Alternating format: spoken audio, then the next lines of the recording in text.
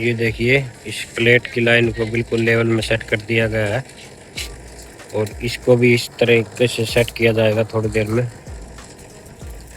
ये आप देख सकते हो टेढ़ी है।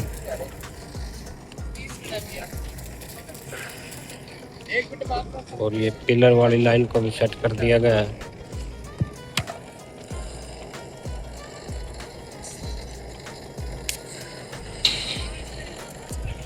और ये फेंसिंग पोल वाली लाइन है।